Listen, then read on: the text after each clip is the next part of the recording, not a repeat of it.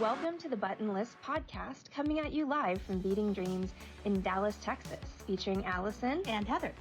During this broadcast, we will delve into the stories of famous gemstones, past and present, looking to amuse, delight, and possibly disturb you.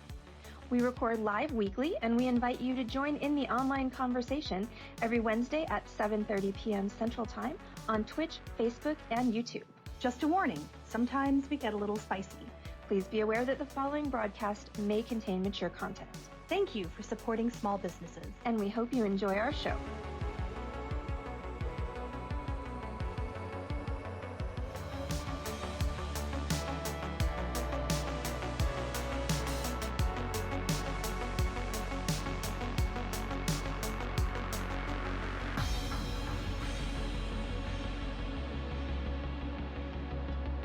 This is the official start of our podcast for this Wednesday evening. So once again, I'm Allison. I'm Heather. And we're from Beating Dreams in Dallas, Texas. We are continuing our series of podcasts on weird and wild gemstone stories. So we are going to focus this evening on a necklace that currently is displayed in the Smithsonian National Gem Collection in the Smithsonian Institution in Washington, D.C.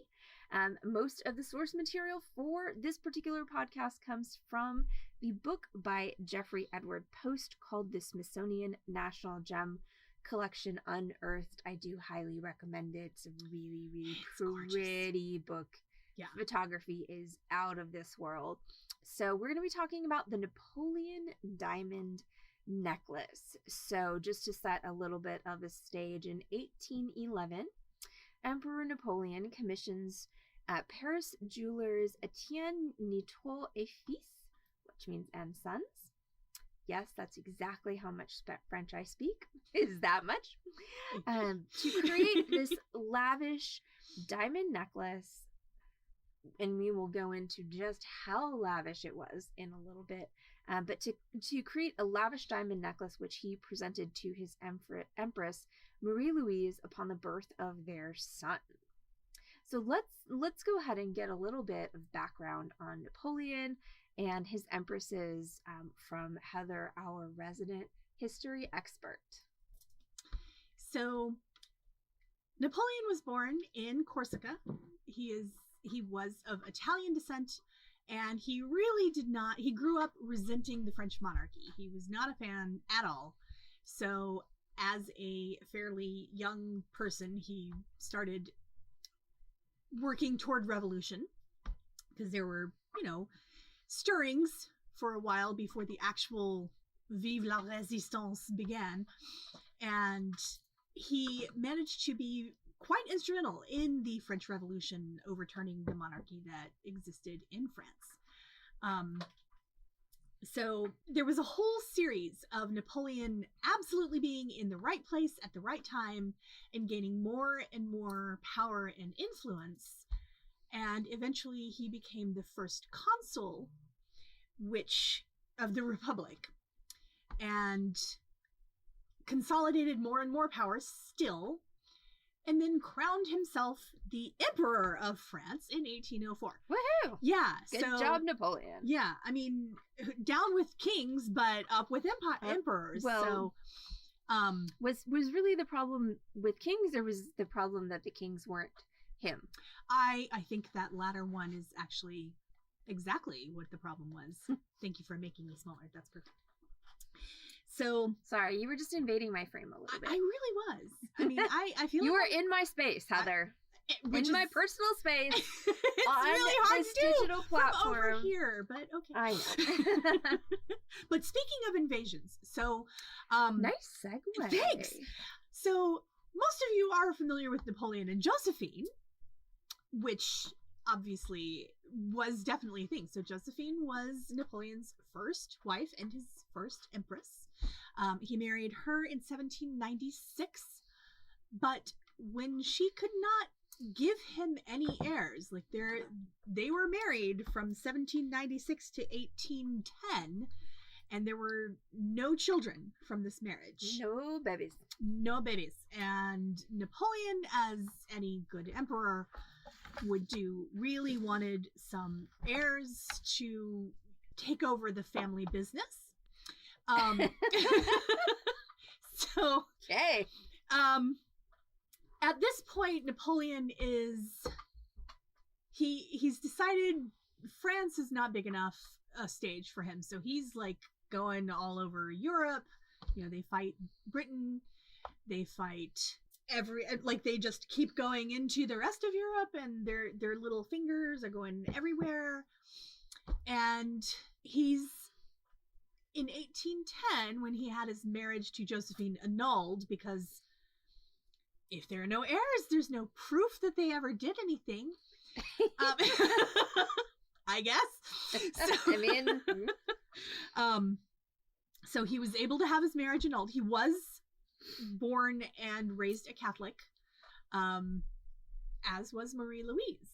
And so Marie Louise, there were some definite stirrings about possibly Napoleon marrying a Russian princess, and Austria was like, hold up, no, we're not going to be in the middle of France and Russia allied. No. No. So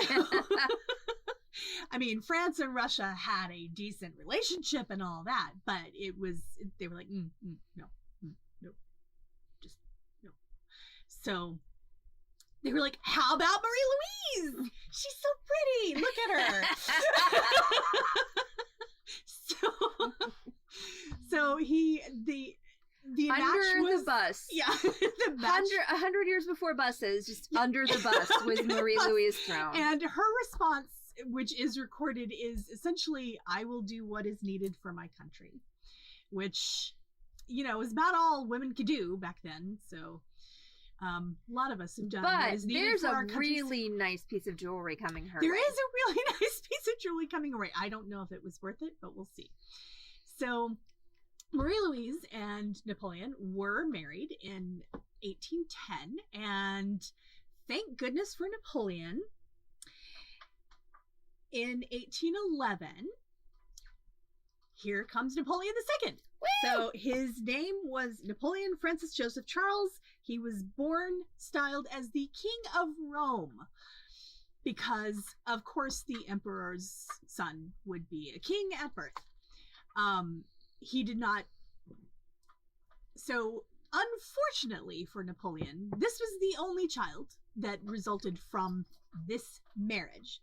Now, Napoleon had a bunch of kids, actually, and more than we know about, because some out of wedlock children, sexy, informed, enthusiastic consent is the sexiest thing. It's true. That has ever existed. Yes. We are all about the consents. Yeah. So and also the giant diamond necklaces. We're getting to that. Some people get more enthusiastic when faced with diamond necklaces. So you haven't heard how big this diamond necklace is. It is really big. It's really big. We'll talk about how size matters later. Yeah. And so yes, unfortunately, Napoleon II, who briefly did take over as Emperor of France before everything fell apart for the whole Napoleon Bonaparte family, died at 21 of tuberculosis without issue. So Napoleon's official line was not very robust.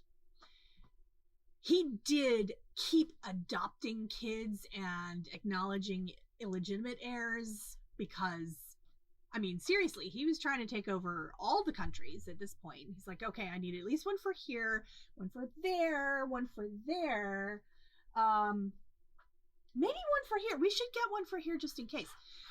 And so the Russian invasion that Napoleon planned was the thing that really began his downfall. And I believe anyone who is a history buff realizes that there is a bit of a theme with Russia just thwarting everyone's plans. Yes, because this is definitely a theme.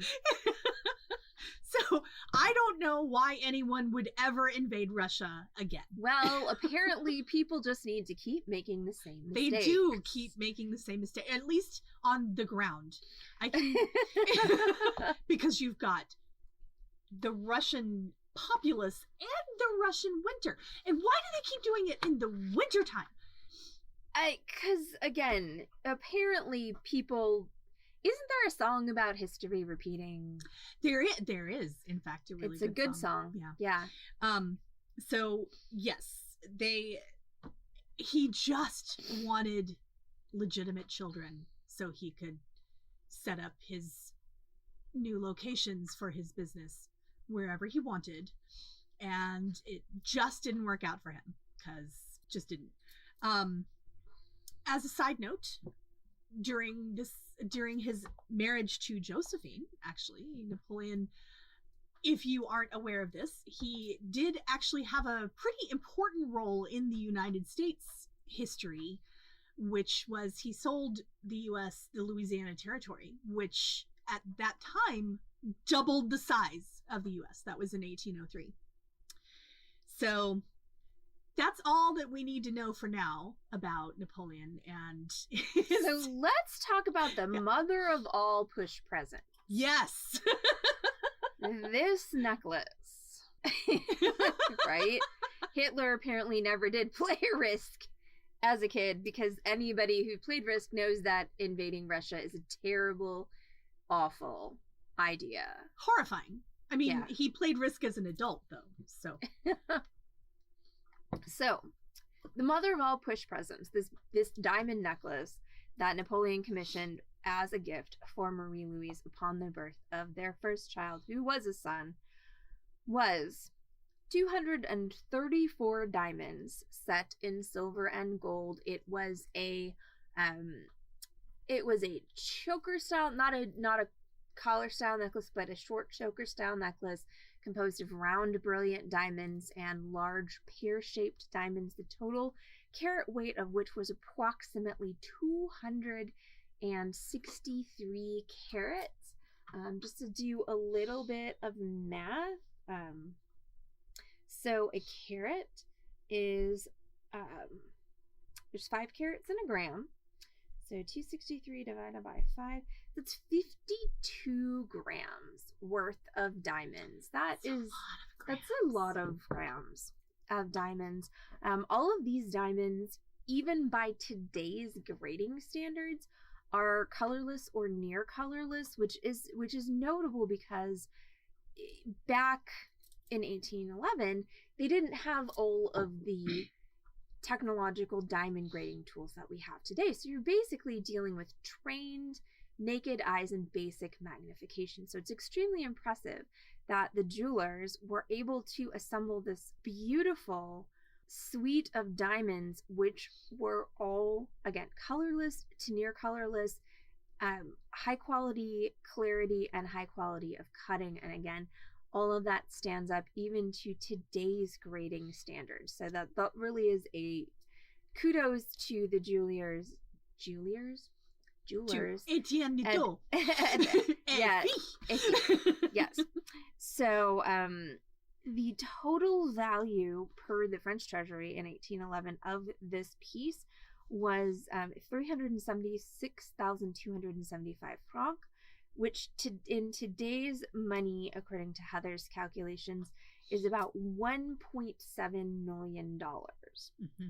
It's also worth noting that at this time, the diamond fields in South Africa had not yet been discovered nor mined. So all of these diamonds were sourced from India and Brazil, which means that, first of all, these jewelers are grading and pairing diamonds from completely different countries to make this amazing necklace. And also, there was much less supply in both of those countries than when the diamond fields of South Africa would start to be mined, which was later on in the 18th century.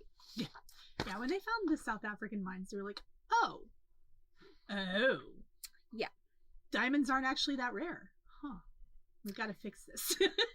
Yeah, well, and then that's got to be a whole other thing. Exactly. Yeah, another podcast. Spoiler alert. Spoiler alert. Yes. Yeah. So anyway, after Napoleon's abdication in 1814, what happened to the necklace? Well, it stayed in Marie Louise's family because Napoleon didn't really have one. Oh, this is the part where I had crappy arrows. Oh. Let me know if you need me to do that part. You do that part. Okay. Sorry. I screwed this up. So I have arrows that are slightly confusing. Handwritten. Yeah. Notice the handwritten part that says nope. There is a handwritten part that says nope. Yeah. Okay, so all right. I will kick this back to Heather on the next page when things are logical. So, after Napoleon's abdication in 1814, Marie Louise did retain possession of the necklace, and the necklace then passed down through her family. So she bequeathed the necklace to her sister-in-law, and fast forward a bit, and the necklace is now in the possession of the third son of said sister-in-law and his wife, Maria Theresa. So, as a lot of noble families did after World War I, the family attempted to sell the necklace because they needed cash. Like, big-ass diamond necklace, don't buy no bread. So they're trying to sell it. And also, this is her brother's wife, not Napoleon's family. So correct. It's back in the hands of Austria. Yes. So they're attempting to sell this necklace, and there's like a flavor of barbishing here, because there's like talking about there was a deal maybe where it was going to be sold to the King of Egypt, and that fell through, and then there was an anonymous buyer in Amsterdam, and that fell through. And there was a whole lot of hubbub and buzz about the necklace from 1883 when it was worn to the coronation of Tsar Alexander III, by whom the article did not say. So I don't know who actually wore it there, but apparently it was very much a thing at that time, and so they were trying to, burnish the reputation of the necklace with this, which I don't know why. Burnish, not barbish. Yeah, but why do you need to burnish 236 carats of diamonds? Like, holy mother. 63 carats? I don't know. 263. It's a lot of diamonds. It is a lot of diamonds. So 263. So for some reason, passing understanding, since the family apparently cannot find a buyer in Europe or Asia or Africa for this necklace, Maria Theresa decides to consign the necklace to an agent in America, Colonel Townsend, and his wife, Princess Baranti, two people whom she has never met. Because isn't that what you do, Heather? You send your priceless diamond necklace across the ocean into the possession of two people you've never met. I mean, personally, and have only communicated with via letter. That's what I've done with all of my priceless diamond necklaces. I don't know about you, but I thought your family threw priceless diamonds in the trash. We have multiple accidentally. Traditions. Yeah. That was not meant as an necklace, insult. It was a ring. That was a joke about something that is terrible that did happen actually to Heather's family. True facts, yes.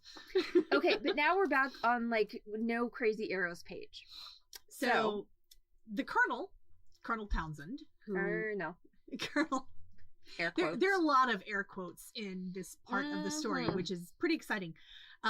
He was alleged. Also, why are rich people so gullible? Okay, so I can tell you why noble rich people in Europe were so gullible. They were desperate? Because the family tree is a braid. Fair. So. Point taken. Anyway. The Colonel Townsend, was alleged to have been in the British military. Who knows? I mean, there was no way for her to hear his accent.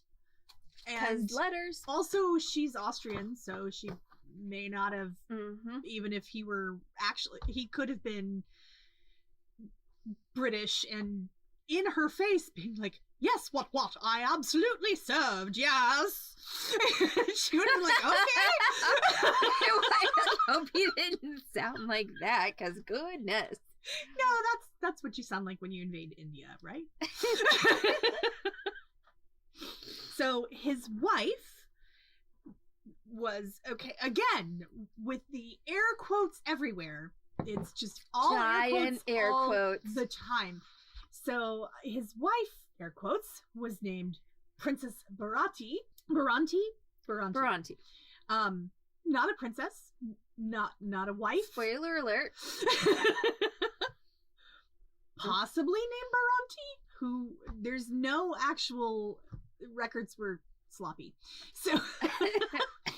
So Archduke Leopold, who was Maria Theresa's nephew, Maria Theresa being the person who inherited the diamond necklace, and then so it's now in the family. Maria Theresa is not Maria Louise. They're different people. Yeah. Because it's much later now, and Maria Louise has gone to her final resting place. And Archduke Leopold, it's worth mentioning, is one of the poorer relations of the family. Yes.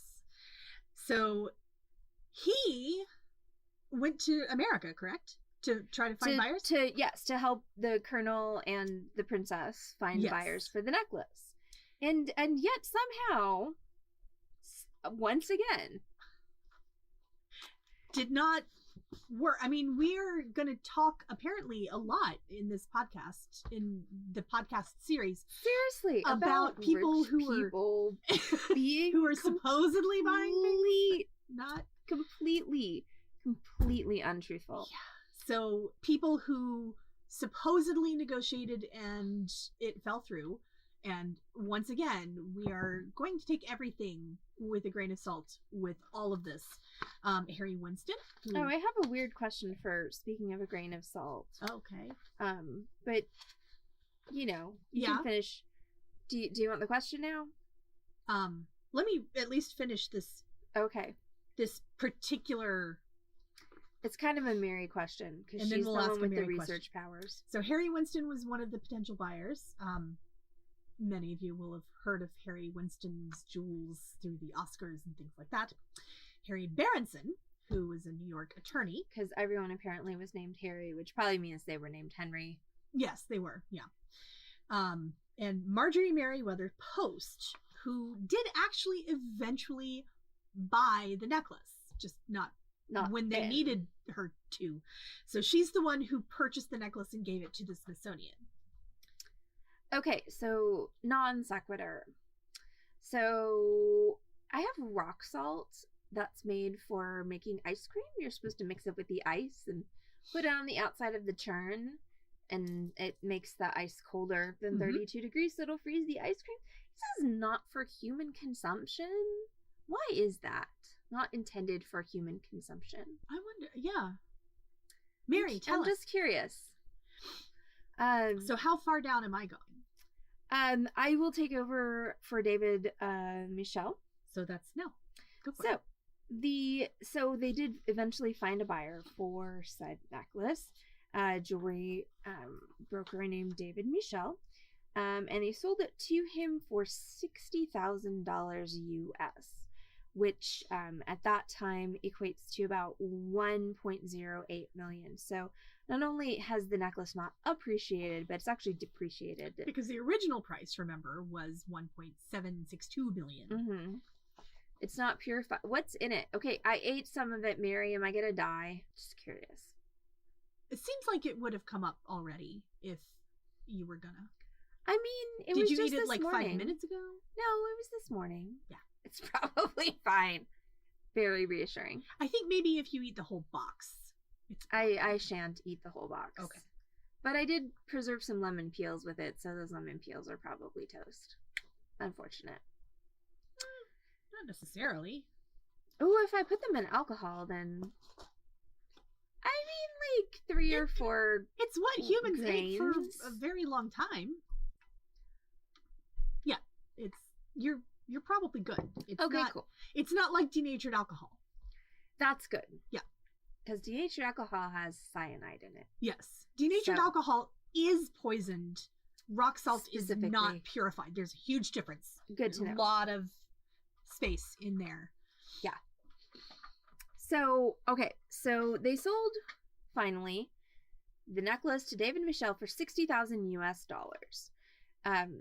which again is the equivalent of 1.08 million, which is less than the necklace was worth in 1811. Now this is, post World War I, so as Heather pointed out, probably not a whole lot of cash to go around. This was the 30s, right? And this was the 30s. Yeah. So not only post World War One, but also definitely into the Depression. worldwide depression and all Yeah. that. Yeah. But here's the thing. The Townsends of that sale, the Townsends. Well, hi, Tropic Mel. We, you know what? This is our talking stream, so we do have beads. Tune in tomorrow at 6:30 p.m. and we will have a bead sale for you. But right now we are talking about crazy, weird, and wild jewelry stories. So we're talking about this story of the Napoleon Diamond Necklace at this point. So we've come up to the 30s with this story that started in 1811. But so the Townsends, who were the broker for the sale, of that $60,000 sent $7,270 to Maria Theresa, the owner of the necklace, and kept the other $52,730, which they distributed among themselves. Archduke Leopold, this is the nephew who came to America to help facilitate the sale, and a couple of other parties. So for this necklace that was worth $1.7 million in 1811, Maria Theresa wound up netting $7,270 US in the 30s. But, Heather. So the Archduchess claimed she had dissolved her contract with the Townsends, the ones who married kept couple. $52,000 who Yeah. were married. Hi, Shaquille. We're talking about diamonds. So, it's possible that we can help you with diamonds. Yes. So she now has $7,270 that she received from the sale of this necklace, which is money that she needed. But and she pays David Michel, who is the one who bought the necklace, $50,000 to get it back. And then grand larceny charges were filed against the Townsends because, again, so many air quotes. And Archduke Leopold. Mm-hmm. But the Townsends had fled. What? I mean, They fled? But can they you weren't. imagine? They weren't shady at all, Heather. No, They weren't even a clearly little not. bit shady. No. No. There was no shade there. Yeah, Leopold eventually was acquitted because he just kind of got taken. But he did spend. Before he was acquitted, he had to sit in the jail cell and think about what he did. If thinking was a strong point. I don't think his thinker was very thinky. No. Again, family tree is a braid. Yeah. And we're hanging in. Shaquille, how are you? Okay, so let's go back for just a minute to Mrs. Townsend, aka Princess Barati. So Princess. later she I'm just gonna call myself Princess too. but I was gonna do that. We can both. We can both be princesses? Why not? Okay. I mean, if she can, we can.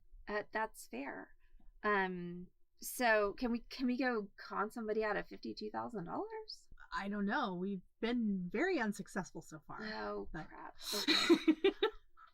Okay, so Princess Baranti, who later went by Gervais Baranti, was in fact never actually married to Townsend. Colonel He Townsend, was already married to someone else.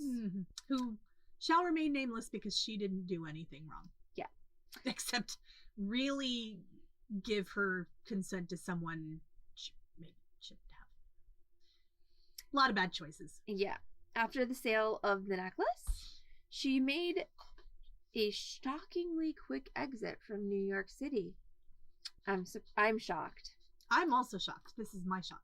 Followed by stays in Chicago and India. She died in 1960 in Florida, and the last time that she reports seeing her co-conspirator, Colonel Townsend, was in England with plans to move to Japan in an unspecified year.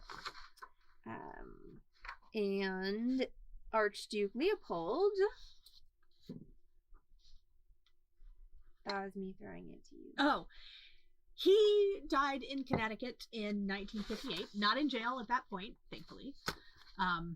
But, not doing so great. I mean, Well, still how do being an you- archduke. I mean, I Colonel guess. Townsend but... in England with the candlestick, yes. And So, oh wait, did Colonel Townsend in England with the candlestick fly to Connecticut and murder the Archduke? Because that'd be kind of fun. was a different archduke. Wait, There was an important archduke, there's a lot of In Archdukes. Austria, Yes, but that was, But that was a while back. that was in 1914. 1914. Yes. So, Franz Ferdinand, if you are not the history buff that we are, is the one that we're talking about. But the one that's important to the story is Leopold, who had nothing to Wait, do with anything. Isn't Franz Ferdinand a pop star? It's a band. Okay, just checking. Yes. So finally, in 1960, the necklace is sold to Harry Winston, who was one of the people that Leopold tried to get to buy it and failed because Leopold had strong suits, I'm sure, but sales... Did not seem to be one of them. No. See, he was very trusting. And Harry Winston was the one who sold it to Marjorie Merriweather Post in 1962. And did she ever wear it, or did she just It doesn't. The article did not say, but it sounds like she just gifted it. Yeah. So she's the one who put it in the hands of the Smithsonian Institute to be displayed. Which is where it remains to this day. Yes. It being all shiny. So shiny. And So shiny. So much. Like, go Google it because it is freaking gorgeous. yeah, I really need to go see this. Now that I know all about it, and Colonel Townsend and Princess Peranti and poor hapless Leopold. I don't get it. How, Heather? How?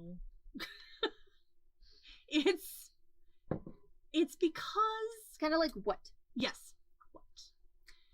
So we do not have the brightest of people. We have So the whole story is about people being useful because of where they came from. So not really too many attributes necessary. Like, are you from Austria? Cool, let's do this. Yeah, didn't really need... And, I mean, the whole...